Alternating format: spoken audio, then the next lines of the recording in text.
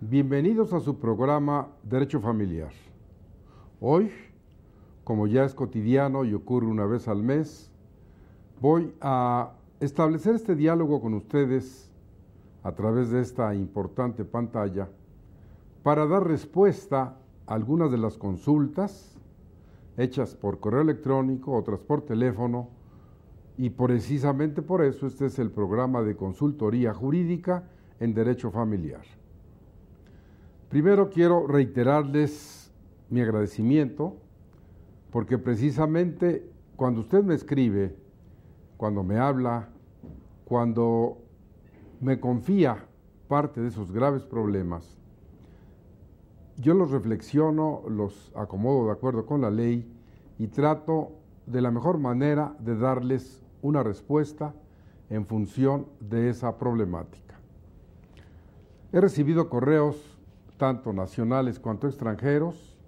Hay quienes nos honran viendo el programa en internet a nivel internacional, que usted sabe que se transmite por www.scjn.gov.mx y usted puede sintonizarlo en cualquier parte del mundo, en México o fuera de aquí, a través de Cablevisión en el 112, Sky 639 o en Dish 731. Muchas gracias por estas llamadas.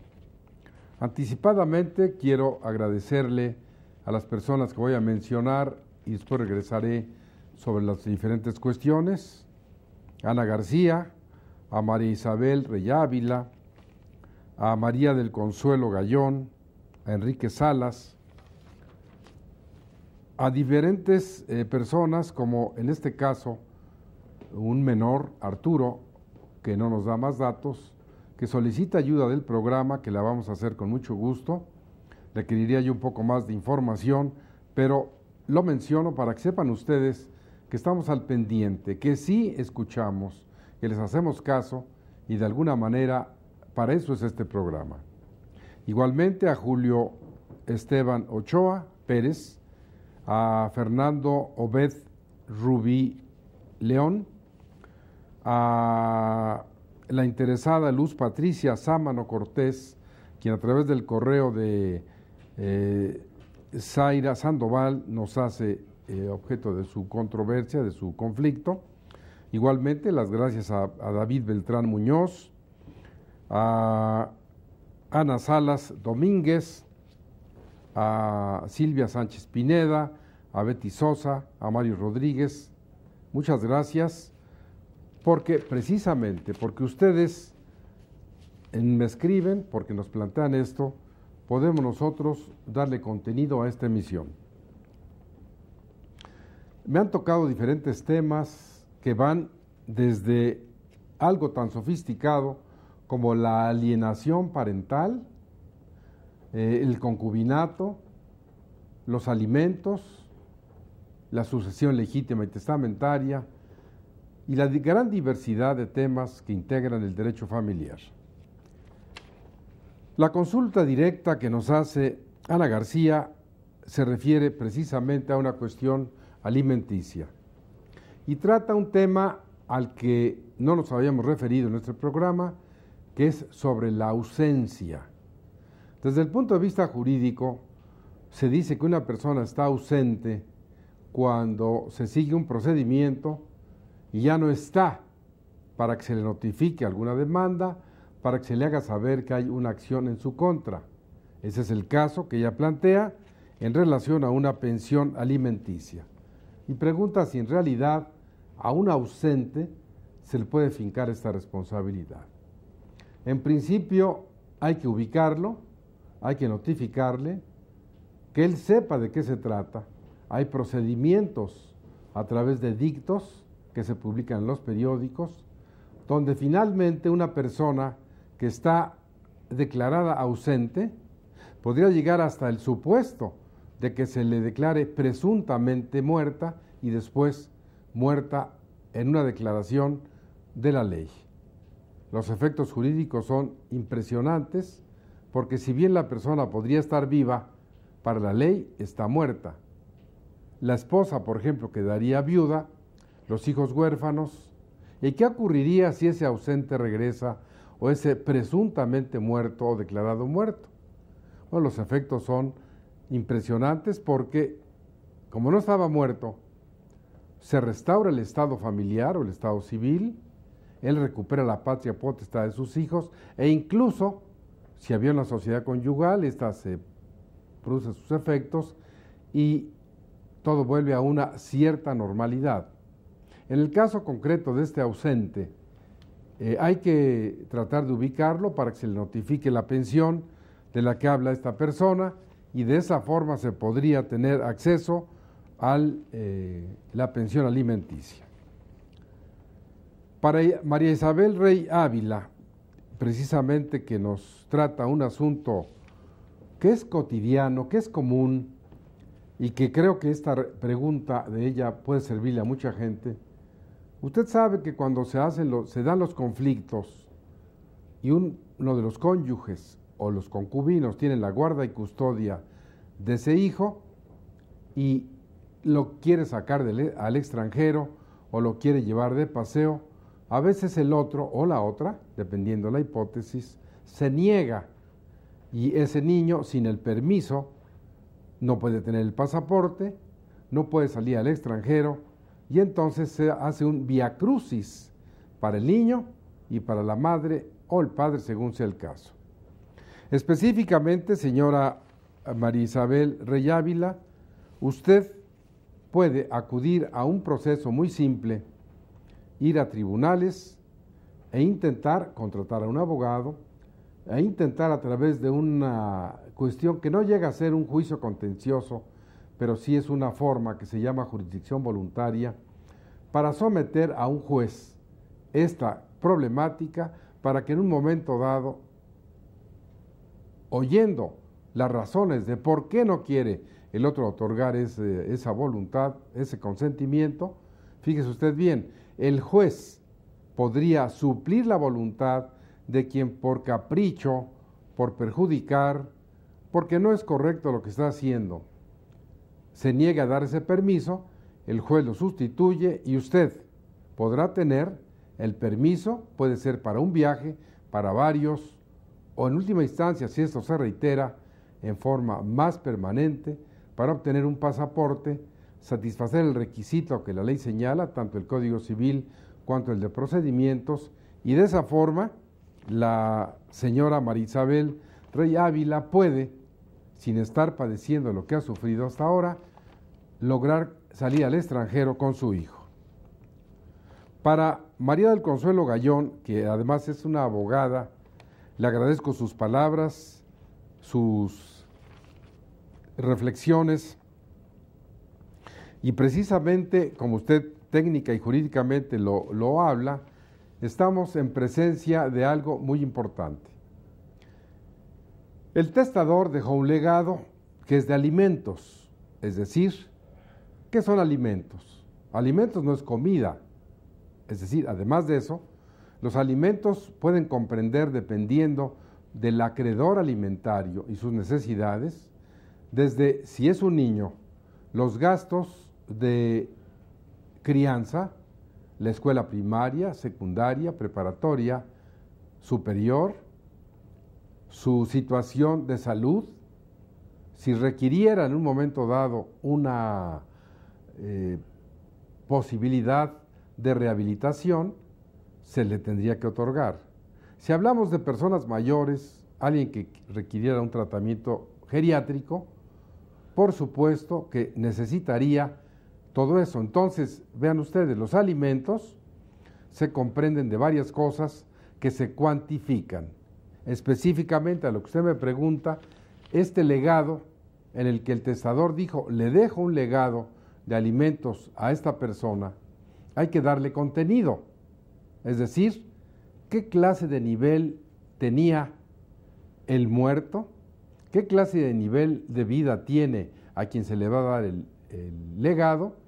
Y en un momento dado, frente a esto, señora María del Consuelo Gallón, usted podrá, siguiendo este procedimiento, lograr que ese legado tenga un contenido desde el punto de vista alimenticio que se va a cuantificar en dinero, que puede ser 2, 3, 5, 10 mil pesos al mes, que será con cargo a la masa hereditaria. Hablaba usted también del testamento inoficioso. Recuerde que este es un testamento perfecto, válido, no afectado de nulidad, y se llama así porque al testador se le olvidó o, por alguna razón, no se incluyó a quien tiene derecho a los alimentos y en consecuencia se le llama inoficioso. Pero con cargo a la masa hereditaria habrá que cumplir con esa pensión. En este supuesto se le va a fijar la cantidad y entonces se subsana el problema. Para Enrique Salas, precisamente que gracias porque usted sigue los diferentes programas que llevamos aquí y nosotros tratamos siempre de darles a ustedes la prioridad, darles lo último y en el caso específico lo que nuestro máximo órgano jurisdiccional, la Suprema Corte de Justicia de la Nación, siempre al pendiente del bienestar de la familia mexicana, siempre con esa gran preocupación de interpretar adecuadamente la Constitución, de proteger el interés superior del niño, de los miembros de la familia, de cuanta persona que pertenezca a una familia debe ser protegida. Y ha sido un tema recurrente, usted me lo ha señalado en varias situaciones, y ahora yo tengo la oportunidad de referirme a él para contestarle a Enrique Salas. Incluso me dice que él ya hizo su búsqueda y no fue posible encontrar el amparo por el cual la primera sala de la Suprema Corte ordenó y determinó que procede este juicio de garantías cuando se pretenda aplicar o someter a una prueba psicológica a un menor de edad. Un menor de edad, como usted lo sabe, en nuestro sistema jurídico es quien no ha cumplido 18 años. Esta es una materia muy compleja. Hablar de la edad en estos momentos quizá a usted le pueda resultar confuso, pero brevemente le digo, la edad mayor para ser ciudadano son 18 años, pero para ser sujeto responsable penalmente, esto ha variado y ahora es a partir de los 12 años. Si bien dice la reforma constitucional, de 12 a 14 no le puedes imputar una responsabilidad a un menor que haya cometido un delito, de los 14 a los 18 sí. Incluso debo recordarles a ustedes que cambió el sistema tutelar por el sistema garantista, pero seguimos hablando de menores, hay que poner atención en eso. ¿Y quién es un menor para el Código Civil? El que no tiene 18 y tiene una incapacidad natural y legal desde el punto de vista jurídico. Recuerde que la capacidad de ejercicio se adquiere a los 18 años, porque la capacidad es la aptitud para ser titular de derechos y obligaciones, y a los 18 se pueden ejercer por sí mismo. Entonces, siguiendo con este caso específico, sería muy importante para usted acudir directamente a la sala, ahí usted tendrá el acceso completo al documento, que finalmente ya está a la disposición de quien lo quiera consultar, para que tenga usted la precisión, los criterios acertados que por unanimidad siguió la primera sala para resolver que los menores, por el daño irreparable que se les puede causar, no deben ser sometidos a pruebas psicológicas. Voy a un corte y regreso con ustedes para seguir dando respuesta a estas cuestiones que usted nos ha señalado y que con toda amabilidad y nosotros con medimiento tratamos de responder. Gracias por permitirme seguir llegando a su hogar. Quiero decirle que esta es una materia muy compleja. Hablar de la edad en nuestro sistema jurídico es quien no ha cumplido 18 años. Si bien dice la reforma constitucional, de 12 a 14 no le puedes imputar una responsabilidad a un menor que haya cometido un delito, de los 14 a los 18 sí. Incluso debo recordarles a ustedes que cambió el sistema tutelar por el sistema garantista, pero seguimos hablando de menores. ¿Y quién es un menor para el Código Civil? El que no tiene 18 y tiene una incapacidad natural y legal desde el punto de vista jurídico. Recuerde que la capacidad de ejercicio se adquiere a los 18 años, si bien dice la reforma constitucional, de 12 a 14 no le puedes imputar una responsabilidad a un menor que haya cometido un delito, de los 14 a los 18 sí. Incluso debo recordarles a ustedes que cambió el sistema tutelar por el sistema garantista, pero seguimos hablando de menores. porque usted nos ve, es posible este programa y esta específicamente emisión sobre la consultoría jurídica, que ahora le voy a tratar a usted, antes lo señalé, de este caso, de Arturo, que no tenemos más datos de él, simplemente nos dice que es un menor y que solicita ayuda para su hermano. Él tiene, en este caso, un hermano que se ubica en ese supuesto periodístico que se hablaba de los niños o de los jóvenes ninis, es decir, los que ni estudian ni trabajan.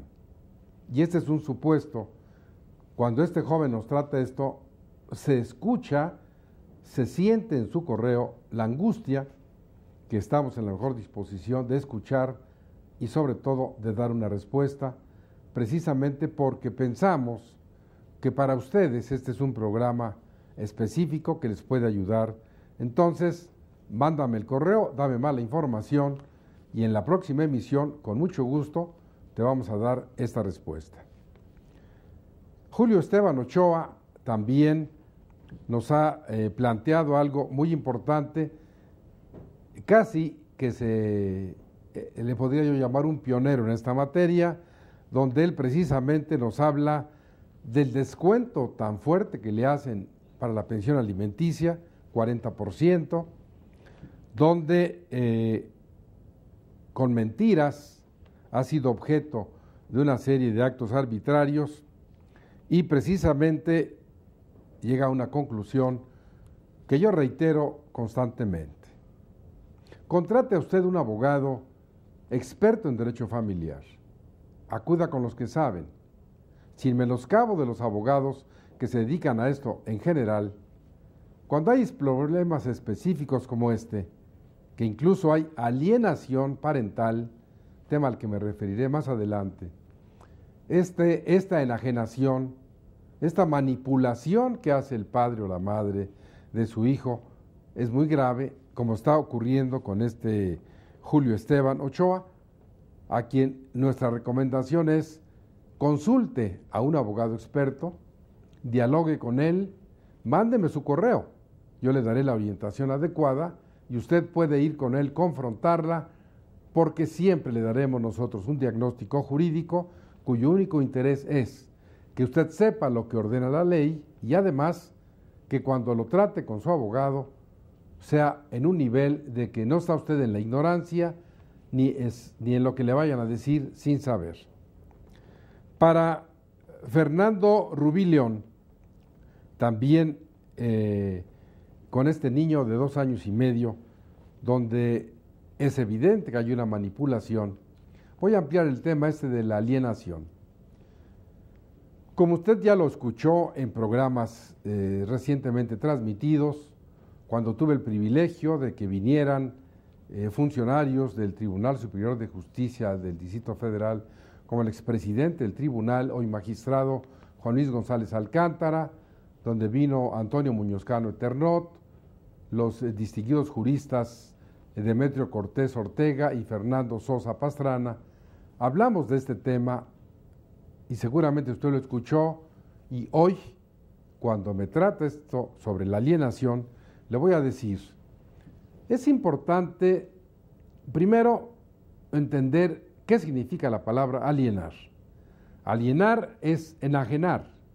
Inclusive, usted recordará que alguna vez hubo una película que se llamaba Aliens, precisamente, que es la expresión para hablar de alguien ajeno o de un extraterrestre o de un extraño.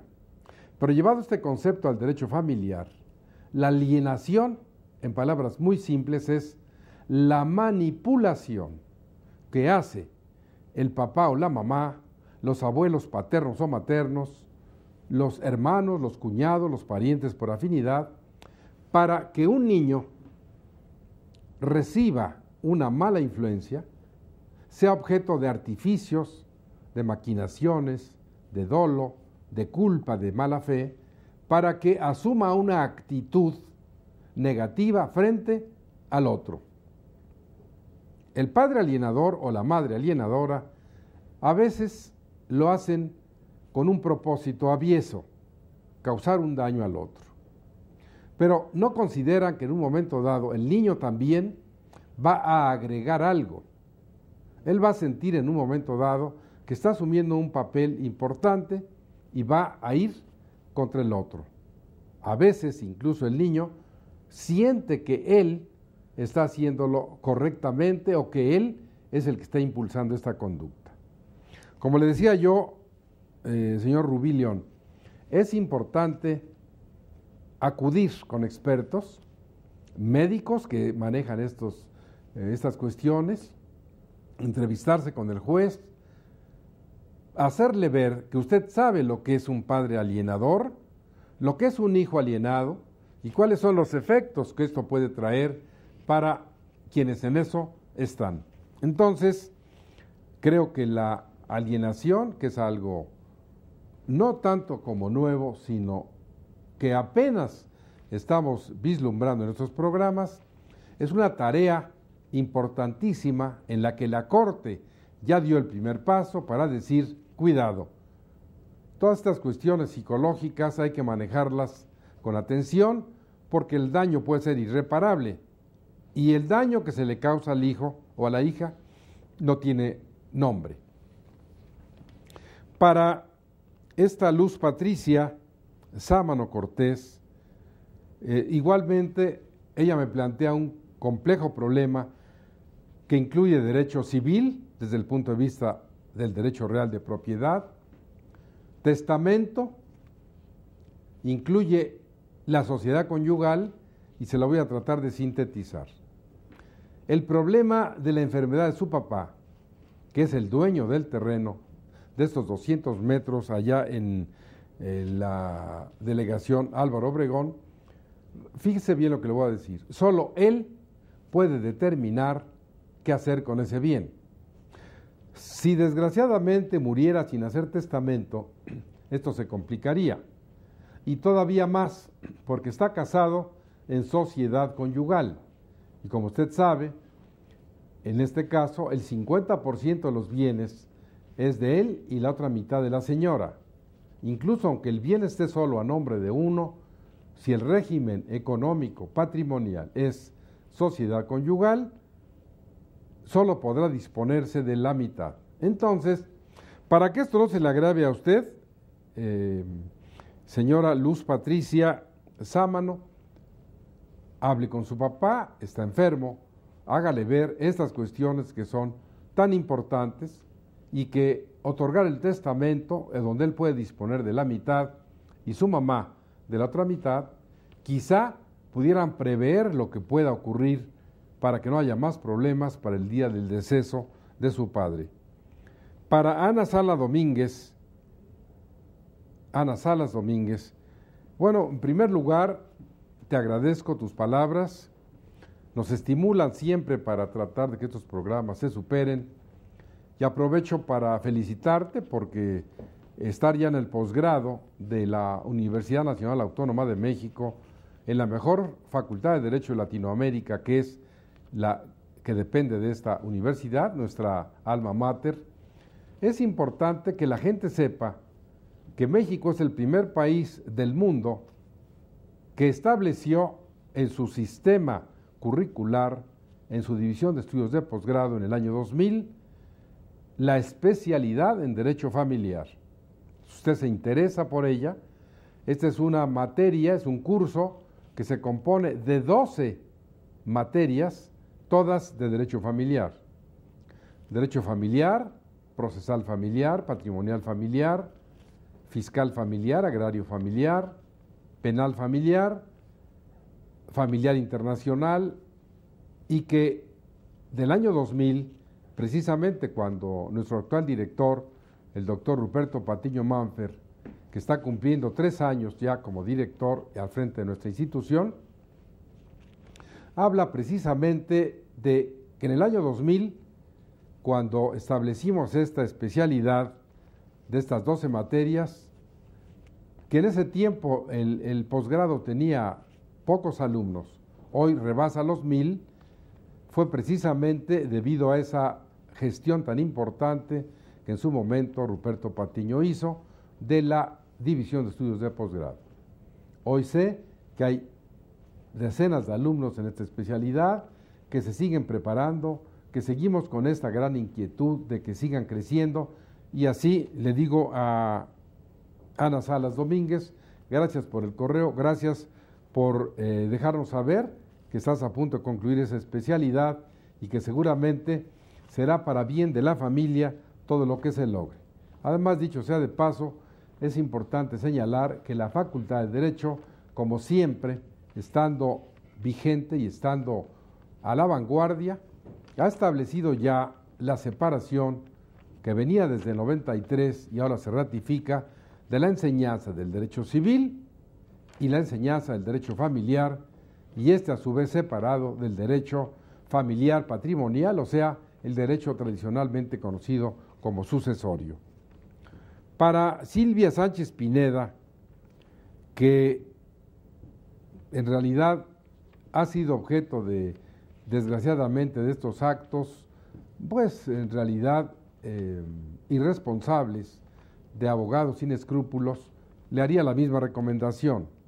Mándeme más de su información, le daré una respuesta adecuada, y la recomendación que ya hice antes: contrate abogados expertos en derecho familiar. Es muy importante que no sean milusos, que no sean abogados en general, sino específicamente, porque además el derecho familiar es tan complejo que uno es lo que se refiere al matrimonio, al divorcio, a la patria potestad, a la tutela, a la emancipación, a los regímenes económicos, a la sucesión legítima o testamentaria, a lo que son los herederos, los legatarios, las secciones que integran un juicio sucesorio, sea testamentario o ab intestato, o sea, sin testamento. Entonces, creo que eso sería lo conveniente para usted. Para Betty Sosa también le pediría, gracias por sus palabras en primer lugar, nos dice que nos vio en internet en Chihuahua y después vio el programa ya directamente en Monterrey. Le pediría yo más información sobre su problema para tratar de darle una respuesta más adecuada. Para Mario Rodríguez, que nos habla sobre esta cuestión de los alimentos, que acertadamente él califica de este heredero preterido, no con F, sino con T. El heredero preterido es el heredero olvidado, es decir, la persona que, para empezar, teniendo derecho a la herencia y por supuesto alimentos, se le deja fuera de esa herencia. ¿Cómo puede pasar? Si usted, por ejemplo, otorga un testamento y tiene no una, sino varias familias, o tiene una familia pero varios hijos con diferente mamá, y son menores y requieren ese apoyo, aunque usted, escúcheme bien, los deje fuera del testamento, el día que usted fallezca y se repartan los bienes, ese niño va a tener derecho a alimentos, porque va a ser el heredero preterido. No se va a nulificar el testamento. Lo que va a ocurrir es que usted, sin saberlo, va a tener, con cargo a la masa hereditaria de esa única familia a la que usted consignó en el testamento, que darle la parte correspondiente a ese niño. Y recuerde, los alimentos no se terminan al llegar a los 18 años de edad. Y no se terminan precisamente por algo muy simple. Si la edad fuera un factor determinante, llegaríamos a esta conclusión tan simple. ¿Cómo podría una persona que ha rebasado los 18 años, vamos a suponer alguien de la tercera edad, reclamarle alimentos a sus hijos si ya tiene 60 o 70 años? La respuesta sería, si a los 18 se terminó para el menor, ¿por qué te voy a dar alimentos si tú tienes ya 70 años? ¿Me explico? Entonces, los alimentos son otra cuestión. Los alimentos deben otorgarse en función de la necesidad de quien los tiene que recibir y de las posibilidades de quien los tiene que otorgar. De otra manera, estaríamos en una utopía y un absurdo. Si bien es cierto que ha habido determinadas jurisprudencias, tesis, contradicciones, hay un criterio unánime. Los alimentos hay que otorgarlos mientras el acreedor los necesite y el deudor pueda y los otorgue.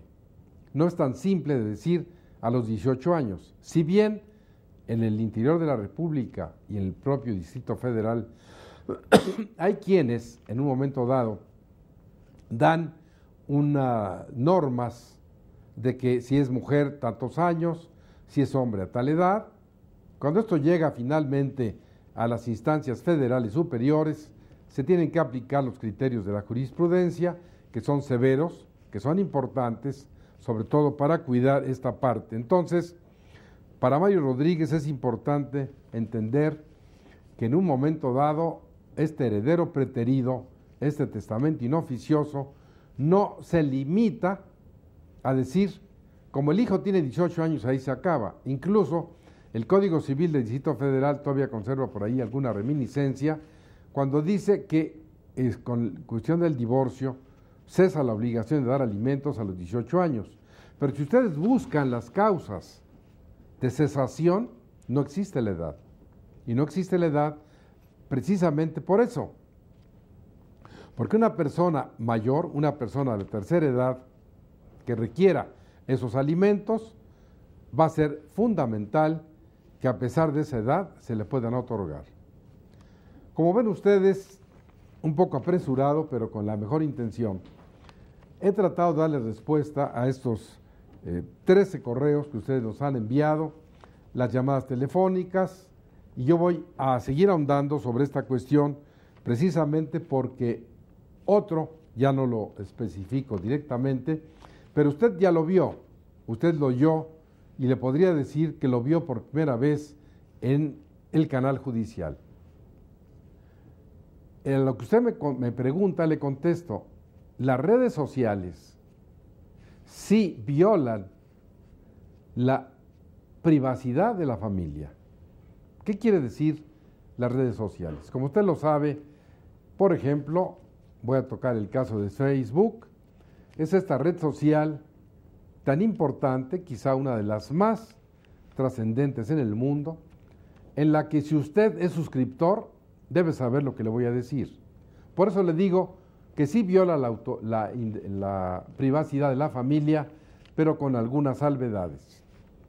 Todas las personas que me honran, que nos ven, y que en su gran mayoría, sobre todo muchos jóvenes, que son suscriptores o están en Facebook, deberían leer con todo cuidado a qué se comprometen. Usted sabía, por ejemplo, que al estar en esta red social, cuando usted sube una información, una fotografía, o cuando usted al amigo del amigo, o usted le permite al amigo que sea parte de esta red, también comparten la información. El muro donde usted escribe, donde bueno, a veces lo escribe muy excitado y luego se arrepiente, pero usted lo sube. Lo que le voy a decir es grave. Lo que usted suba, lo que usted escriba, las fotografías que ponga, pasan a ser propiedad exclusiva y perpetua de Facebook. ¿Qué quiere decir esto? Que esta red puede hacer con esa información lo que quiera, porque usted ya le dio el permiso. ¿Hasta dónde este permiso se puede revocar? No procede. Incluso es tan compleja la operatividad que si usted trata ya de zafarse por alguna razón, es difícil, no imposible, pero es difícil. Incluso las personas que fallecen y sean miembros de este Facebook, a veces la empresa se tarda en hacerlo. ¿Usted sabe exactamente hasta dónde llega esta red social? Fíjese usted. Tiene, entre otras cuestiones, hasta julio del año pasado, del año 2010, tiene 500 millones de suscriptores. Es algo que se transmite en 70 idiomas.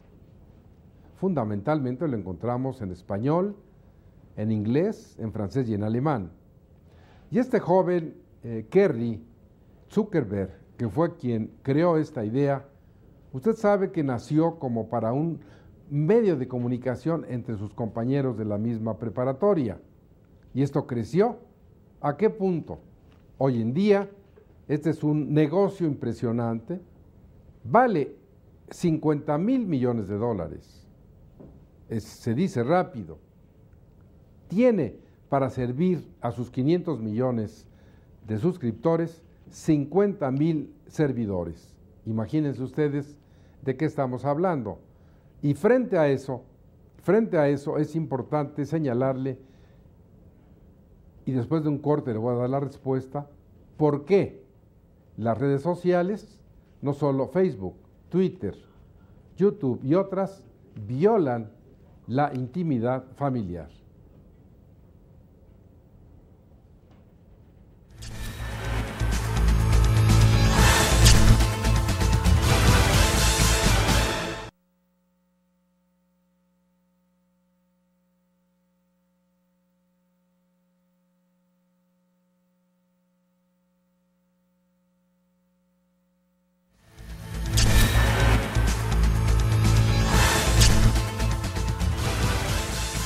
Gracias por seguir con nosotros en su programa Derecho Familiar.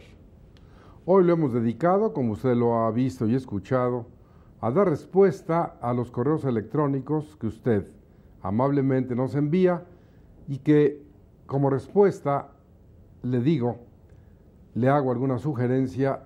Cuando me envíe este correo, recuerde que el objetivo es que me sintetice, que me describa lo mejor posible cuál es su problema, cuáles son los orígenes, qué circunstancias se pueden destacar en ellos, técnicamente se dice, las del lugar, modo y forma, de qué manera usted me hace saber, y algo fundamental, dígame en su correo qué quiere, qué le gustaría a usted para que yo pueda evaluar la información, lo que la ley dice y lo que usted quiere.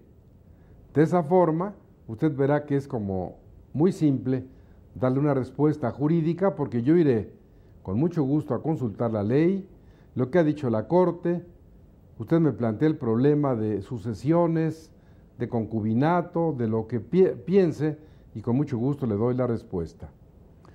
Si fuera por la vía telefónica, recuerde que usted puede hablar al 56 39 22 35 e incluso considere que dentro de las actividades que yo realizo, que por supuesto tengo mi despacho, continúo litigando cuestiones fundamentales en esta materia, y si usted quiere a ese nivel, bueno, pues entonces podemos hacer una cita, lo podemos dialogar, ponernos de acuerdo sobre lo que usted necesite y lo que yo puedo apoyarle, y siempre con el mejor ánimo de servirle. Entonces, algunas cuestiones que quisiera tratar con ustedes de manera general, hoy en el caso específico de una figura fundamental, el concubinato. Dentro de los correos que he recibido reiteradamente,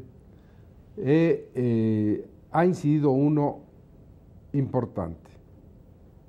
Me pregunta que si en realidad el concubinato tiene una forma de empezar y una forma de terminar. No. Recuerde usted que el concubinato es un hecho jurídico que produce consecuencias legales, aun cuando usted como concubino y ella como concubina, o en la modernidad que ustedes dos señores o ustedes dos señoras que viven en concubinato quieren hacerlo. ¿Por qué digo esto? Porque usted, su intención no es casarse, sino unirse de hecho. Pero la ley, por cuestiones de orden público, que son en las que está inmerso el derecho familiar, ordena, no discute, y dice que si usted vive en concubinato, hetero u homosexual o lésbico, si usted ha vivido sin tener impedimentos para casarse, si usted no es pariente tan cercano de su concubino que no podría darse la unión, que estén ustedes libres de matrimonio, solteros o solteras, que hagan vida en común y algo fundamental, que vivan 2 años o más en el mismo domicilio. Si faltara una semana para los 2 años y se separan, no hay concubinato. ¿Qué quiere decir esto? Usted empieza el concubinato, pero no crea que al día siguiente va a producir los efectos jurídicos que después vendrán por los 2 años. Sin embargo, hay que aclarar, cuando usted decide vivir en concubinato, sea que se lo proponga a ella o ella a usted, dada la modernidad, o entre hombres o entre mujeres, esto se inicia sin protocolo, sin forma de manifestar la voluntad de alguna manera especial, sino simple y sencillamente, vamos a vivir juntos, vamos. Pero en esa forma, vamos a darlo por terminado, usted se va, simple y sencillamente. Se va del domicilio y se acabó el concubinato, pero atención, si ya pasaron los 2 años, ahí hay una fuente de obligaciones, que es el concubinato. El hecho jurídico concubinato crea obligaciones, deberes, derechos después de esos 2 años ante la ruptura. Antes de los 2 años no hay concubinato, pero dice la ley, y ahora me voy a referir al de heterosexuales. Si en ese lapso se hubiera dado a luz a un hijo, no se requieren los 2 años. Es suficiente, por ejemplo, 1 año, tener el hijo en común y que eso sea un concubinato. Si tenido ese hijo, ustedes deciden cada quien irse por su lado, ya es fuente de las obligaciones, ya se puede reclamar a pesar de que no transcurrieron los 2 años. Me voy a ir al extremo. Imagínese que usted vive en concubinato 30 años y que a los 30 años decide un día irse. Cuidado, ahí hay efectos jurídicos. Lo que le voy a decir está en la ley. La ley lo ordena. Si usted, después de 30 años de concubinato, requiriera alimentos, porque los necesite para vivir, no tenga usted trabajo, tenga algún problema de discapacidad, algún accidente cardiovascular, una hemiplegia, alguna cuestión grave, usted tendría derecho, escuche bien, a reclamar alimentos por el número de años que hubiera durado el concubinato. Es decir, sigo con la hipótesis de los 30 años. Si usted necesita los alimentos, al presentar una demanda fundada en el hecho del concubinato y demostrar la necesidad de esos alimentos, es decir, ¿de qué nivel estamos hablando? ¿Cómo vivía usted en concubinato? Pudiera ser que su concubinato lo hubiera llevado a Bosques de las Lomas, a las Lomas de Chapultepec, a Polanco o a una colonia de menos nivel, como pudiera ser la del Valle, la Narvarte, alguna otra colonia donde el nivel sea menor. Pero vamos a dar en la hipótesis un ejemplo. Vamos a suponer que fueran 5,000 pesos de pensión lo que se requiriera al mes. Si hablamos de 5,000 pesos por 1 año, serían 60,000 para la demanda en ese sentido. Si hablamos de 30 años y multiplicamos 60,000 pesos por 30 años, estaríamos hablando ya de 1,800,000 pesos de una demanda de alimentos derivada del hecho del concubinato y que si usted los necesita, los puede demandar. Asombra, ¿verdad? Porque además, esta posibilidad no se da cuando la pareja está casada y se divorcia, por ejemplo, en la hipótesis que se mantiene todavía del divorcio administrativo, donde no se tiene derecho a esos alimentos, Y bueno, no voy a meter a la ridiculez jurídica de este divorcio llamado exprés, que en realidad es una solicitud que puede ser unilateral o bilateral, y que piense usted, y sobre todo los legisladores, si hablamos de una solicitud bilateral con un proyecto de convenio en el que usted dice lo que va a ocurrir con sus bienes, donde el otro cónyuge está de acuerdo, está bien. No hay ninguna violación de garantías constitucionales. Estas se presentan cuando se hace la solicitud unilateral, cuando por la sola voluntad de uno se da por terminada la situación jurídica. El acto jurídico matrimonio es el que se caracteriza por ser la manifestación de la voluntad de usted y de su cónyuge para crear, transmitir, modificar o extinguir derechos y obligaciones. Ese es un acto jurídico. Decía yo, del concubinato como hecho, usted no expresó esa voluntad para que nazcan, sin embargo, se van a dar los efectos jurídicos por mandato, por orden público, porque así lo ordena la ley. Entonces, volviendo a la solicitud del divorcio unilateral, cuando él o ella, embarazada, con hijos, sin hijos, con sociedad conyugal, con todo lo que usted quiera, decide, han transcurrido 1 o 20 años de matrimonio, que esto debe disolverse.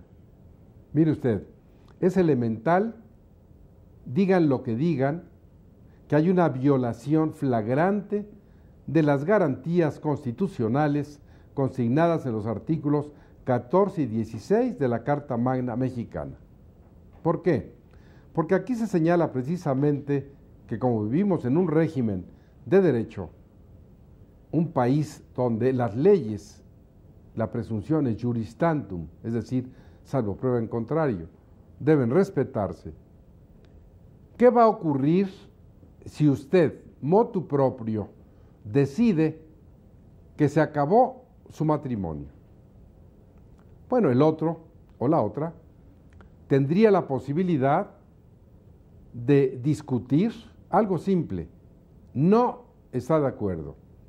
Y a pesar de que no está de acuerdo, vino la ley, el Distrito Federal, y dijo, estés o no de acuerdo, se termina el vínculo matrimonial. Es decir, no cuenta tu voluntad, solo la de uno. Y las garantías constitucionales tampoco cuentan. Se violaron flagrantemente, procede el divorcio aunque el otro se oponga, y el juez de primera instancia, el juez familiar, dice, se disuelve el vínculo. Pero tenemos problemas con los bienes, sí, con los hijos también. ¿Y cómo se van a resolver? La magia jurídica. Al legislador se le ocurrió que a través de incidentes que derivan de este principal, van a poderse resolver la sociedad conyugal en un juicio ordinario civil para repartirse los bienes y en una controversia de orden familiar, lo que sea respecto a los hijos. Y los cónyuges y la familia, fíjese bien, insisto, por la sola manifestación de la voluntad de uno, de él o de ella, se terminó. ¿Por qué es arbitrario? Usted cuando se casó, simplemente usted, hombre o mujer, fue al registro civil y le dijo al juez del registro, me quiero casar con Juana Pérez, y Juana Pérez está allá en su casa, pero pues, si con mi sola voluntad tengo para casarme, porque así está para divorciarme, pues ya dame por casado. Absurdo. Porque para casarse se requiere la voluntad de dos, de él y de ella. No es suficiente decir yo quiero casarme y sin que el otro manifieste su voluntad. Esto es muy simple. Es como una clase de derecho en primer semestre que desgraciadamente los legisladores no pasaron por esa facultad, no lo aprendieron y seguimos padeciendo estos graves problemas legales. ¿Quién puede dudar, sabiendo un poco de derecho, que esto es violatorio de garantías constitucionales. ¿Quién tomó en cuenta a los niños? ¿Quién le preguntó al otro cónyuge si era su voluntad divorciarse? Pero ¿sabe qué fue lo más grave? Haber desaparecido de un día para otro uno de las calamidades, de las cuestiones más graves contra la familia, la violencia familiar. Ya no existe la violencia familiar en México. En el Distrito Federal, como causal de divorcio, no existe, oyó usted bien. Existe la violencia familiar, ahí se sigue señalando en el artículo 323 ter que hay violencia física, psíquica, violencia doméstica, familiar, que hay violencia sexual, pero no se puede invocar como una causal de divorcio. ¿Por qué? Porque ya no existen las causales. Un día se decidió que ya no existían. Que hoy, en el Distrito Federal, la sola voluntad, reitero esto porque es muy grave contra la familia, es suficiente para que se disuelva el vínculo matrimonial. Y como le decía, usted no necesita poseer la ciencia del derecho, sino comprensión y sentido común. Si para casarse se requieren dos voluntades, elemental será decir, para divorciarse dos. ¿Qué ocurriría si el otro no quiere? Interviene el juez familiar resuelve, y se ha dicho por ahí que los juicios se alargan demasiado, que duran años. Pero no es responsabilidad ni de jueces ni de litigantes, son las leyes. Las pésimas leyes que tenemos específicamente en derecho familiar, las que han hecho que haya 30 o 40 apelaciones, que un divorcio no se dicte la resolución en 5 años, no porque estén los abogados haciendo o no haciendo, sino porque la ley permite que los abogados hagan lo que quieran. Entonces, estamos mal y precisamente antes de despedirme y decirles a ustedes que nos veremos en la próxima emisión, quiero reiterar algo que es fundamental. Mientras el Distrito Federal y el país no tenga una legislación familiar autónoma, un código familiar con los principios de orden público señalados por la Suprema Corte y un código de procedimientos familiares, vamos a seguir en este ridículo de con 17 artículos del Código de Procedimientos Civiles, que se modificó en el año de 1973, hasta hoy. Con eso se resuelve todo lo que se refiere a procedimientos familiares. ¿Y qué ocurre? Dice la ley, si no te alcanza de esos artículos, entonces vete a todo lo que dice las cuestiones de juicios ordinarios, de todo lo demás. Grave. Pero bueno, gracias porque usted hace realidad este programa, que es una tribuna libre, es una tribuna de reflexión, para que precisamente quienes tienen la gran responsabilidad de legislar en favor de la familia, escuchen, reflexionen, lo hagan y no sigamos, como lo han dicho ya diferentes funcionarios judiciales, resolviendo la grave problemática de la familia con un código civil copiado del Código Napoleón de 1804, con reformas y que hoy, después de 200 años, sigue rigiendo la vida en este país. ¿Qué decir del Código Civil Federal? Le agradezco que nos haya permitido llegar a su hogar. A usted que nos envía los correos, gracias. Nos veremos en una próxima emisión.